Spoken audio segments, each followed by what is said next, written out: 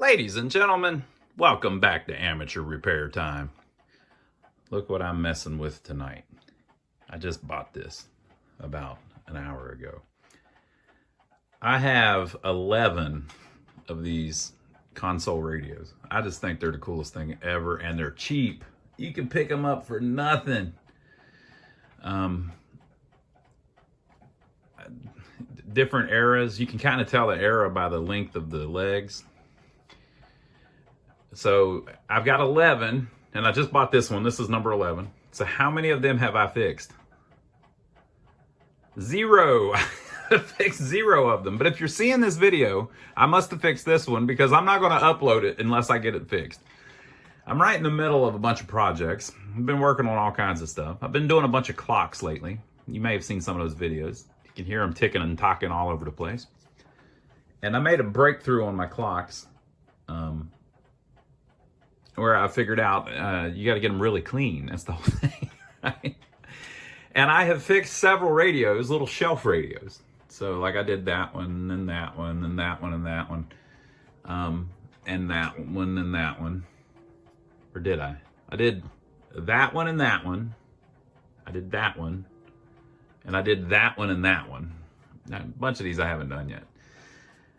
So I'm in the middle of this console one. That's the Majestic. The reason I'm not working on it right now is because I'm just taking a little breather. The thing is maniacal. It's super complex. It has a lot of rotten rubber wiring in it. It had a lot of potted capacitors. And I'm getting there, but I just didn't feel like messing with it right now, right? So it's been sitting around for a while. We even had to remake one of the little legs, if you didn't see that. And I've been working on this Philco here. It's one of those ones that fits on top of a refrigerator. It's got the slightly rounded bottom.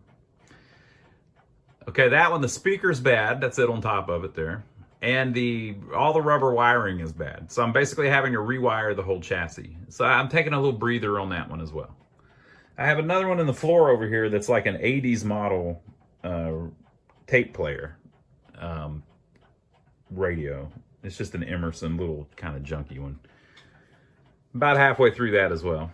And then I've got 2 clocks that I'm working on right now that I'm waiting on parts for. So I've got 5 projects that I'm in the middle of. So I said, hey, you know what? Why not start another one? I just picked this thing up, like I said, about an hour ago. It's a Silvertone. I believe it's a 4685. And what I like about it, one, it's a Silvertone, which means Sears. I love Sears. I always went in Sears when I was a kid.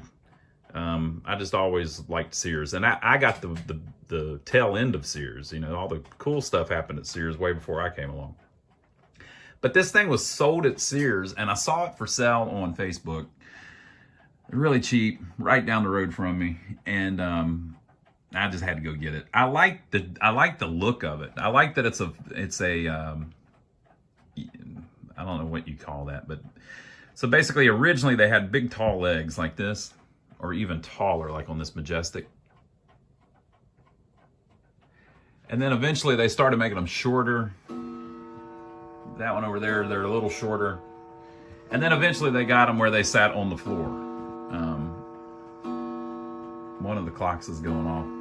I don't have them all set at the correct time because I've been winding and I'm, testing how fast they run and slow they run. If it'll quit any day now, we're trying to talk. All right. So later they made them where they went all the way to the floor, like these. And these are like post-war here. I think this one is pre-war, though. This is probably from the late 30s, I would guess. I haven't looked it up yet. But I just love the look of it. It's a little smaller than they are sometimes. It's not as wide. Even this one here, it's smaller than that one. It's thinner. It's very light. The cabinet itself doesn't weigh much. It has the speaker intact. It has some ridiculous baffle behind it. I guess that will help it with the acoustics.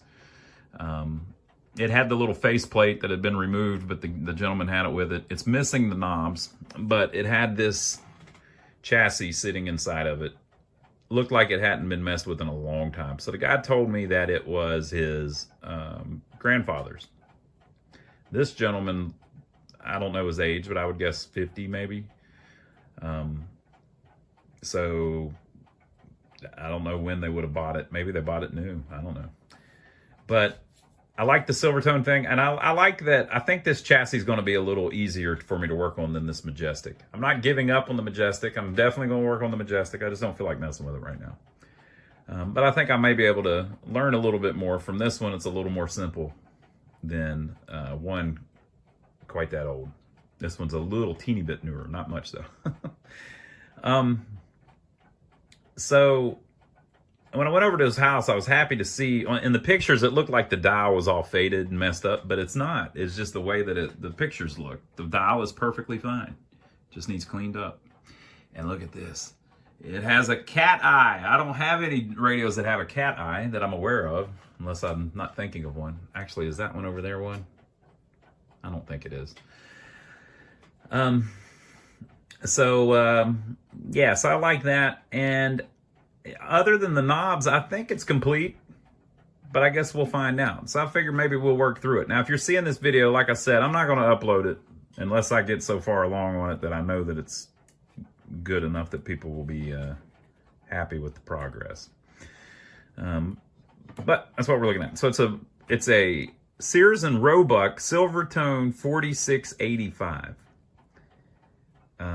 I haven't done a ton of research on it yet. I don't even know if you can get the schematics. I would assume you can, because you usually can get anything, and if it was made at Sears, it must have been fairly popular. But if you can't, maybe we can figure out a different schematic that we can, look at and kind of figure our way through it. And by the way, of course, Sears didn't make any of their own stuff. The Silvertone brand would have been different companies just adopting the Silvertone brand, which is the craziest thing ever. They did that all through the history of Sears. They did it with their appliances too. Like a Kenmore appliance, there was no company called Kenmore. It was there were Whirlpools and Hot Points and stuff like that. It's just brilliant idea. So they were doing that with their radios too. So I don't know who made this chassis, but it wasn't Silvertone. That's what they called it.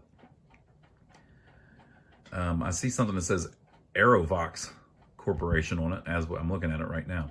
So maybe we'll turn this thing around and give it a little look-see. What do you think? Maybe before we mess with that, we'll look at the cabinet a little bit so you can get an idea of what that's like, and I want you to see that speaker in the back. And here's the cabinet. It's kind of like a tombstone look, I would call it. The grill cloth is a little dirty, but pretty much fully intact. I don't think that anything really needs to be done with that. I might try to clean it a little bit or something if I get a good idea how to do that. This bezel is just sitting on here right now. I thought that was glass. It's just really thick plastic. I mean, it feels like glass though. And I believe this has deformed. Like if you look at like right there, heat has deformed this a little bit, which has made it kind of pucker down a little bit. So when it's mounted on the cabinet, it doesn't quite close the hole at the top of the bezel. That should be laid back flat, And since it's drooped a little bit, it doesn't quite close it. I don't know that I can fix that. I mean, you might be able to heat it up and bend it back, but maybe we just leave it alone. I love the look of it, like the kind of scalloped, I don't know what you would call that, side there. Of course, just the shelf. And then here's the speaker. And look at this big, this is like, it's like a really solid, I would call that cardboard. Yeah. And it's very light. The whole cabinet as it sits right now with the speaker in it probably weighs maybe 20 pounds, maybe. So that's what we're starting with. Here's our plug for the speaker.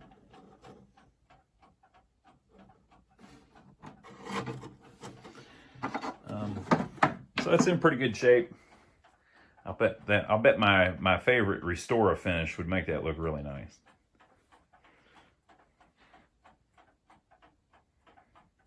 Very cool. Love it, love it, love it. Here's the Majestic cabinet.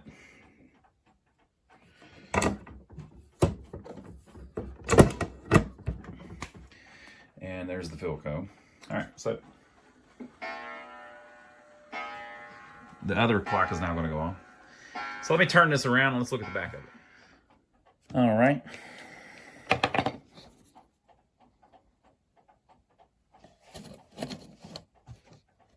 I can get some of this out of the way so we can read it.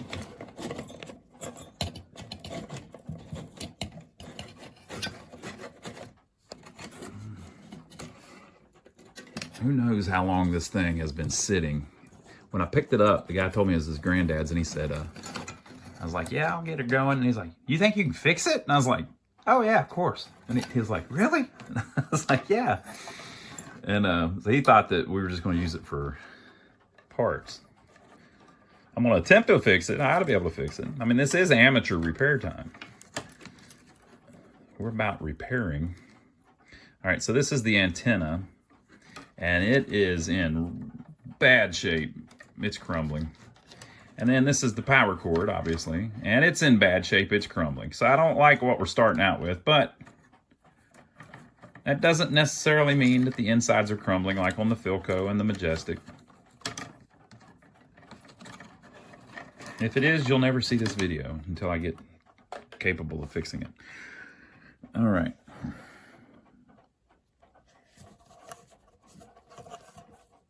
Antenna and ground. So this wire has nothing to do with Silvertone. This is just something somebody put on there way back in antiquity. And then the power cord.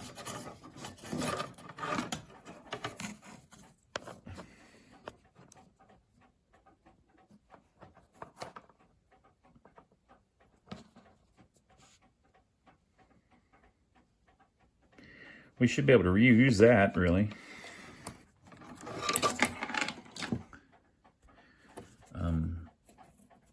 What do you think? Should I plug her up? Probably not, right? Probably not. Let's see if we can read any of this.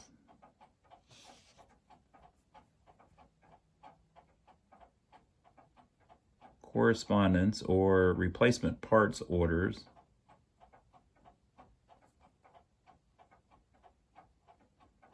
To the something mention this maybe chassis number 101.488.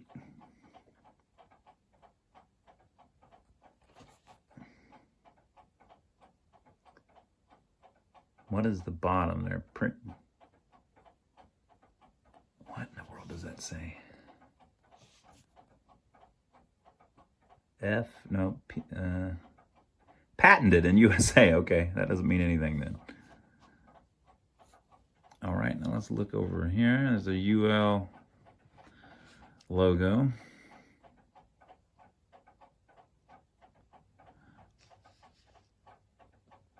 Silvertone radios. Retube with Silvertone tubes. Sears, Roebuck and Company. All right, here is our tube complement. Can't read exactly what the magic eye is, but we'll figure that out. Positions of tubes and wires to tops of tubes. Okay, so it looks like 1, 2, 3, 4, 5 of them should have a shield. And I believe they're all intact.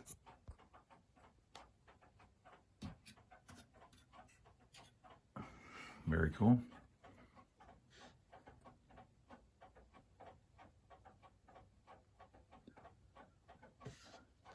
Six B6G, 6V6G, 5Y3G, 6J50,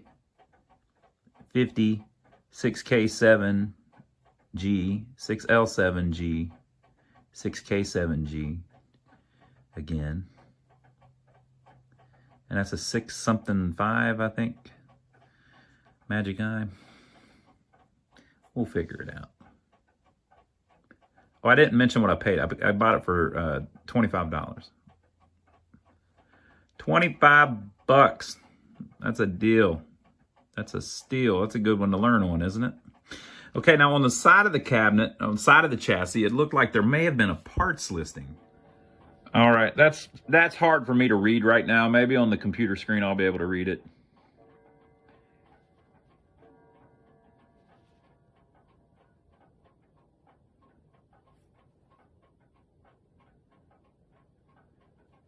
Wow.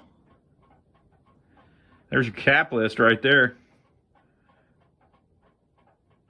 Wow. I still would love to find the schematic. I'll bet it exists. Look, it's telling you the prices too. They said that the thing cost $40 new. I saw that somewhere.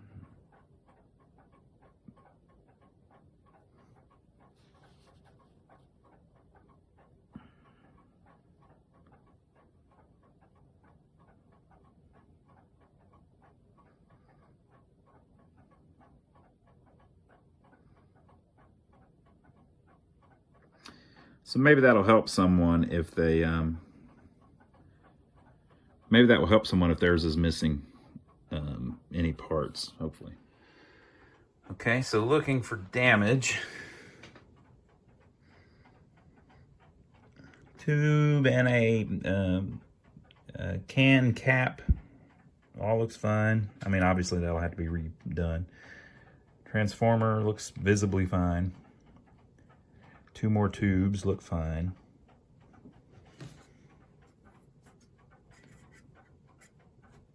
I guess those are the IFs. They look fine.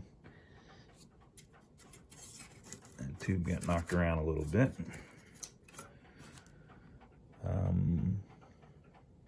All that looks fine. Is that maybe the oscillator or something? It's amateur repair time, folks. That looks fine. Everything looks good. Okay, so the wiring to the light is very supple. It's not falling apart. Okay, so that seems cool. The dial string is still intact.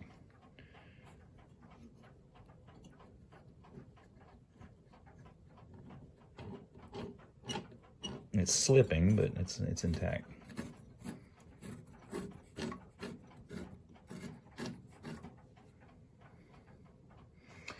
And then this is some kind of indicator to go from local to foreign. Wow. So that still works fine. Okay. Yeah, that looks all right. So let's look at the tuning capacitors. I don't really know what I'm looking for, but damage basically. Looks fine.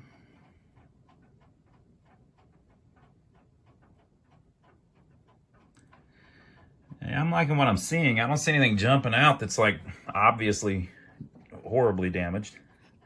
There we go. I guess that's kind of what's interesting to see, right? See it all the way closed.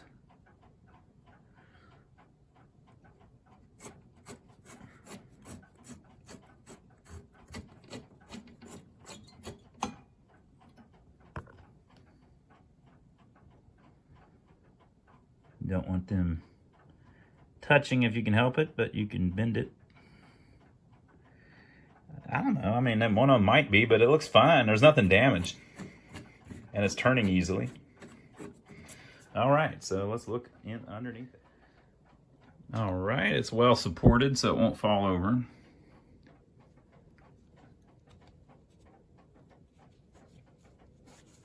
Okay, I think that's fine. You know, on the pinball machines, if a transformer melts down, you'll get a bunch of wax underneath it.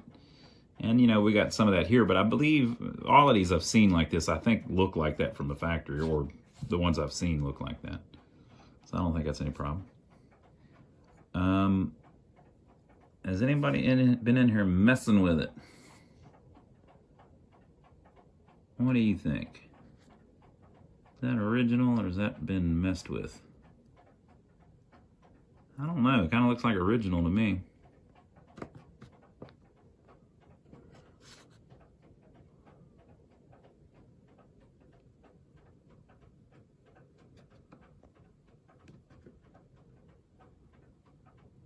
They didn't mess with it too much because the can caps are still in there, so nobody's done it recently. The way the way I understood it, the way he was talking, his granddad had it, and it's been sitting around broke for 40 years. I haven't had these before. I've seen Shango mess with these. Aren't these some kind of like, is that just a trimmer or is that a capacitor too? I guess a trimmer is a capacitor in a way.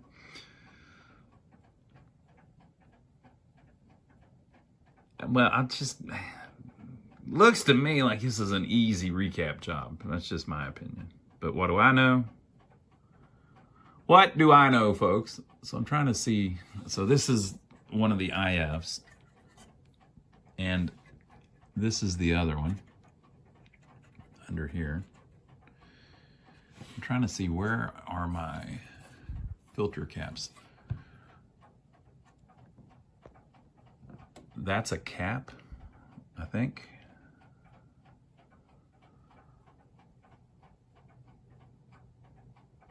Look at the wiring though, the wiring's fine. Yeah, I finally got one with decent wiring on it. Thank the Lord they didn't use rubber wires on this one. But you know, I did those other ones, the little tabletop ones. I think most of those were from the 50s though, so it's a little bit different story. Probably all of them are from the 50s, maybe late 40s. So I guess this is a cap as well. And the schematics should help us with that. So the black wire is running to the ground of the case. There's also a yellow wire that I guess is doing the same. And the green and the red, I guess that would be, are coming out. And they're both going to here. So maybe that's got 2 capacitors in it. I guess it would say on the can. That's my guess, at least. Looks pretty straightforward to me. There's not even a ton of resistors in there, so what's going on here? Is that burnt or is that just nastiness?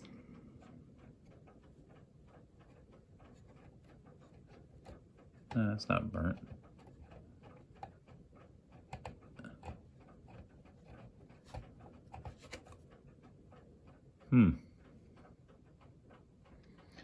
Yeah, I'm liking what I see, folks.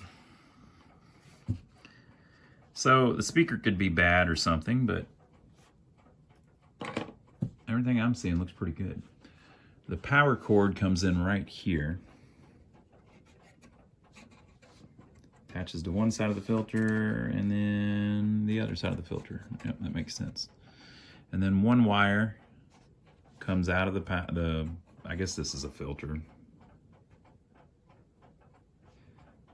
It looked like a line filter to me, but I don't know. I don't know what that is. That might be a cap too. I'll figure all this out, obviously. People always correct me in the comments and stuff. Folks, it's amateur time, right? And I'm just trying to learn by looking at it, you know? Yeah, you can learn by listening to other people tell you everything, but you don't learn anything doing that. I'm learning by looking at it. And then with my mind, I'm going, that looks like the filter capacitor, the line filter that is on like an arcade game. It looks just like that. And whenever the power wires come in, they go to the line filter first. So that would lead me to believe that's what this is. It's probably some sort of capacitor that's acting as a line filter. Okay, and so one side then goes over to the transformer. And the other side goes over to a switch.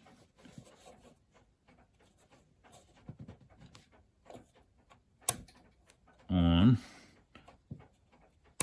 off, or vice versa. Very cool.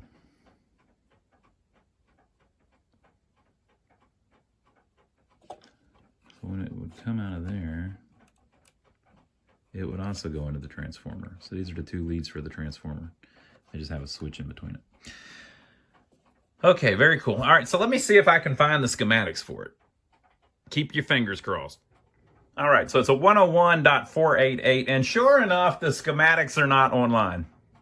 But I've got these. So this is a 101.482, not a 101.488, a 101.482. And I'm hoping that the only difference is the 482 is the model that had push buttons. This one does not have push buttons. This is the push button mechanism, I believe. Maybe. All right. So here is our schematic. Here is our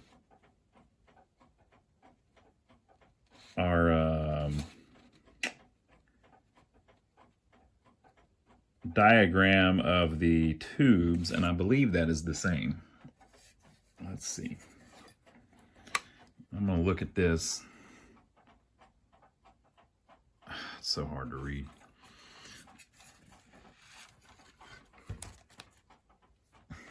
All right.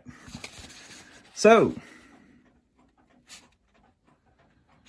it is a little different. It's a little different. Or is it? I don't expect y'all to answer. I'm just trying to figure this out. Okay. 657G, 6K7G, and 6K7G. And we have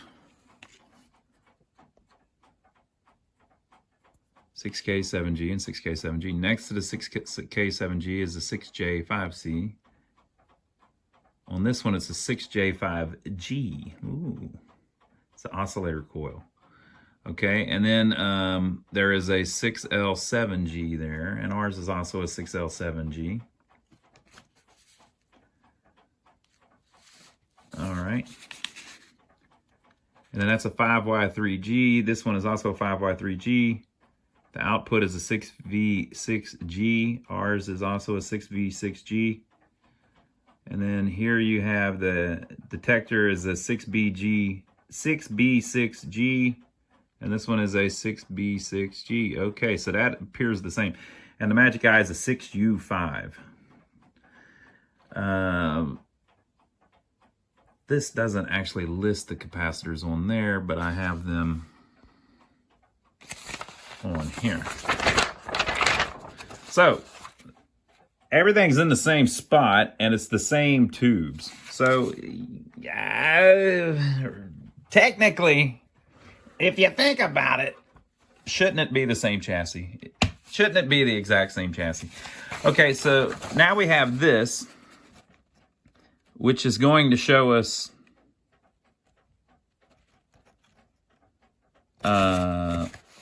where the caps are. So what I'm going to do is I'm going to look and see if there are caps in about the same spot.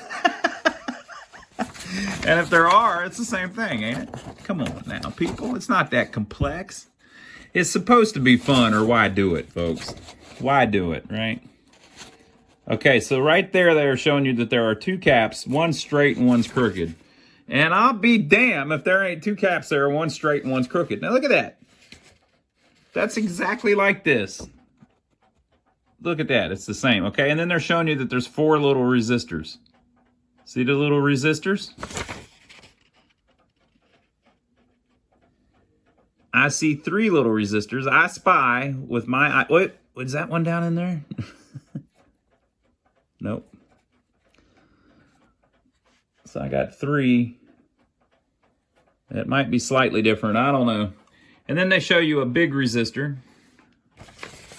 Yeah, right? And then there's a couple more there. Right? That's them. And then down here, there's a cap and a cap. There's a resistor over a cap. Yeah, that's the same. This is the same, folks.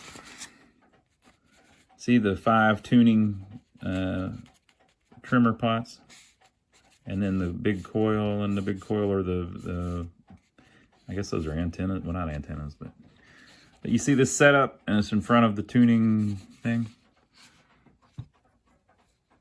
Huh? What do you think? What do you think? Just admit it, folks. It's the same damn chassis. Just admit it. Okay, and what we'll do is we'll check each cap as we pull it out. Okay, now here's one that's different. C29 doesn't appear to be here. There's no C29. So that was a lie. All right, and then above it is a big resistor and a cap. Big resistor and a cap. Looks like maybe there's another cap under it. Yep, see it down in there? Okay, then over here, there's a big crooked cap and a resistor.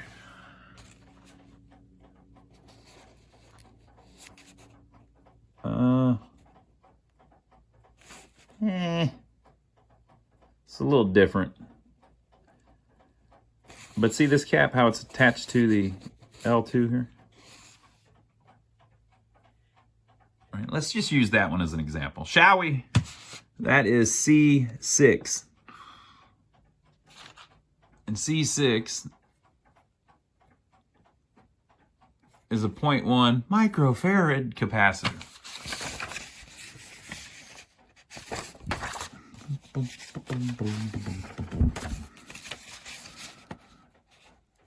You know, it also tells us on the side. I do not have I didn't print out the parts list, but I do have it on the side. Yeah, so here's the deal. If on the side it says C6 is a 0.1 microfarad capacitor, this is plenty good enough to do what we got to do. All right, where's she at?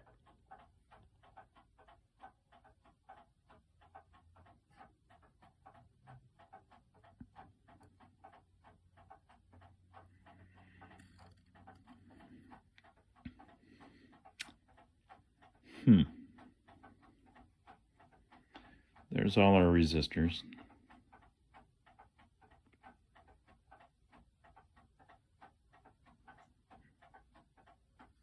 We're looking for C6, or I believe it said C6.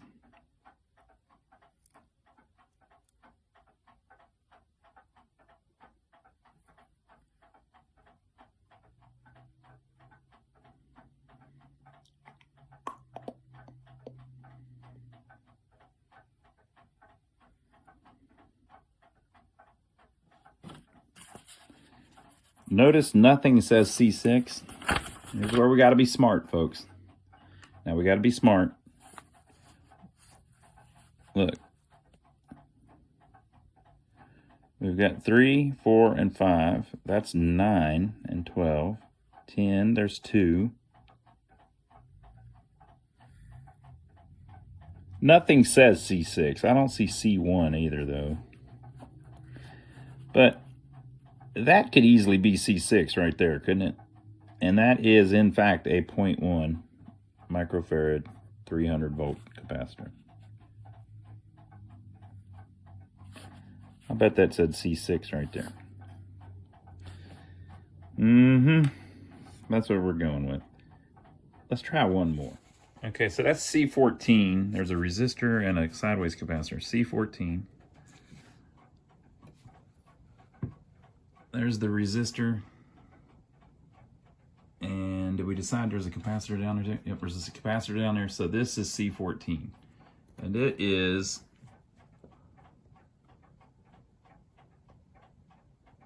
I can't tell if it's a 1 or a 0.1. 400 volt. So C14. If C14 is a 0.1 or a 1, 400, then we know that it's exactly the same.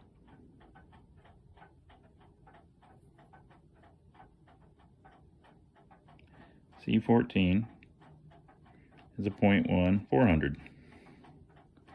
Yeah, it's the same chassis, or it's at least close enough that we can use it. So another thing to look at, it's a 16 microfarad DCWV, DC working voltage, 450 volts. So 16 microfarad, 450 volts. I understand this video is going to lose me viewers. That's all right, folks. If you can't handle it, you don't have to handle it. And then this one has 2. It's a 16 microfarad and an 8 microfarad, both 450. All right, so we should have 3 filter caps, 2 16s and an 8, 450 on the schematic. So on the schematics, you have a 16, right? And then you have a 25. Oh, no, it's wrong, right? Wrong, because remember, they're both tied together. So it's adding the 16 and the 8 together, so it's a 24. And, you know, using the sloppiness of filter capacitors, that's just fine. So yeah, that's the same setup. I just think it's the same exact thing. You see the speaker has a field coil.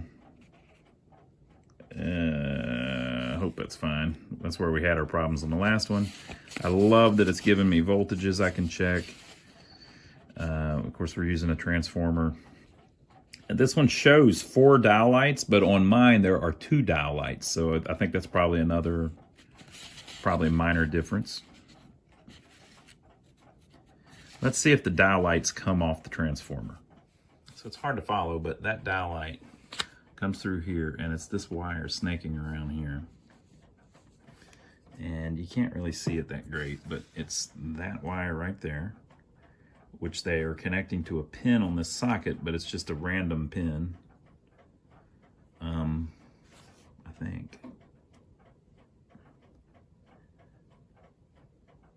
think it's an extra pin, but anyway, that is connected, in fact, to the transformer.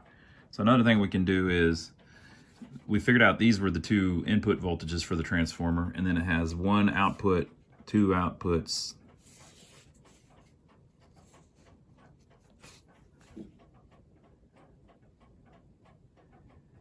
3 outputs, and a red wire. That's kind of what I'm seeing. Sets, I'm saying. So I think this is a set of outputs, this is a set of outputs, this is a set of outputs, and there's a red wire.